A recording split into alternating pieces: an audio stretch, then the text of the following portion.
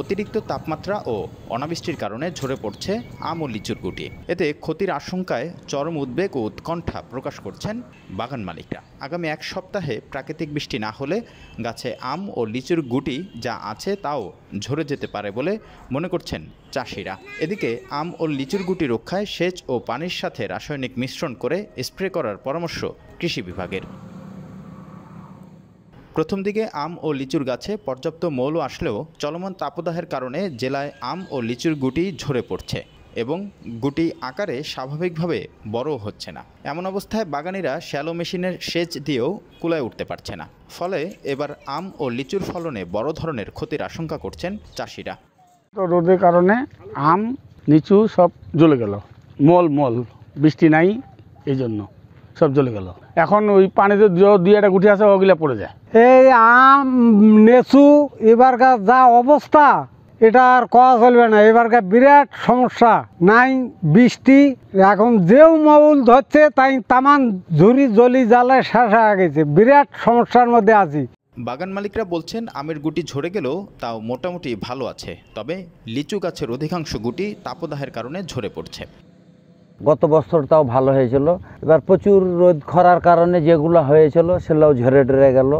আম লিচু আমাদের খুব সমস্যা, বৃষ্টির দরকার, এ কারণে আমও কম লিচুও কম। আমাদের এই বড়বাড়ি গ্রাম থেকে প্রত্যেকবারে কোটি টাকার উপরে লিচু বিক্রি করা হয়ে থাকে। তো এবার বেশি অনেক তাপদাহের কারণে এই যে লিচুর অনেক ফলন ছোট আসছে, আম এবং লিচুর ছোট ছোট ফলন আসছে। এর ফলে আসলে আমাদের আশানুরূপ গুটি আশানুরূপ যেটা আমরা ফলন পাইতাম সেটা পাবো না, গুটিগুলো ঝরে যাচ্ছে।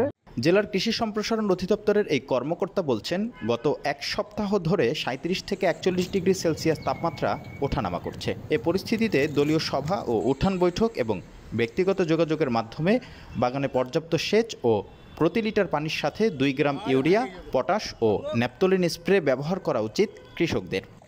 ঠাকুরগাঁও জেলায় আমের আওতায় আমাদের যে লক্ষ্যমাত্রা সেটি রয়েছে 3220 হেক্টর এবং লিচুর যে লক্ষ্যমাত্রা সেটি রয়েছে আমাদের 281 হেক্টর।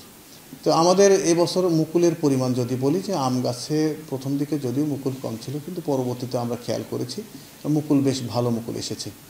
লিচুর ক্ষেত্রে আমরা কিছু ব্যত্যয় দেখতে পাচ্ছি, সেটি হচ্ছে গত বছরের চাইতে কোথাও ভালো, কোথাও আবার কিছু কম। তো বর্তমানে আমাদের প্রায় সপ্তাহব্যাপী তাপপ্রবাহ চলমান রয়েছে। আমরা লক্ষ্য করছি তাপমাত্রা 37 থেকে 41 ডিগ্রিতে ওঠানামা করছে। এই অবস্থায় বিশেষ করে আমরা কৃষি সম্প্রসারণ অধিদপ্তরের পক্ষ থেকে কৃষকদেরকে আমরা দলীয় সভা, উঠান বৈঠক, কৃষক প্রশিক্ষণ, ব্যক্তিগত যোগাযোগের মাধ্যমে যে পরামর্শগুলো দিয়ে থাকি সেটি হচ্ছে যে গাছের চতুর্দিকে রিং আকারে মাসে কমপক্ষে 3 থেকে 4টি সেচ প্রদান, পাশাপাশি আমরা ইউরিয়া দ্রবণ প্রয়োগ, বিশেষ করে আমরা পানি স্প্রে অথবা 1 লিটার পানিতে 2 গ্রাম হারে ইউরিয়া মিশিয়ে আমরা গাছে স্প্রে করতে পারি। আর একটি বিষয় যে ন্যাপথলিন অ্যাসিটিক অ্যাসিড, সেটিও কিন্তু আমরা পানির সাথে মিশিয়ে কিন্তু আমরা স্প্রে করতে পারি। সেই সাথে যদি আমরা একটু পটাশ স্প্রে করতে পারি। এবছর জেলায় আম চাষের লক্ষ্যমাত্রা নির্ধারণ করা হয়েছে 3220 হেক্টর এবং লিচু আবাদের লক্ষ্যমাত্রা ধরা হয়েছে 281 হেক্টর জমি। এছাড়াও আমের উৎপাদন লক্ষ্যমাত্রা নির্ধারণ করা হয় প্রায় 45,000 মেট্রিক টন এবং লিচু 1,585 মেট্রিক টন। গত বছরে জেলা থেকে আম উৎপাদন হয়েছিল প্রায় 45,000 মেট্রিক টন ও লিচু উৎপাদন হয়েছিল 1,585 মেট্রিক টন।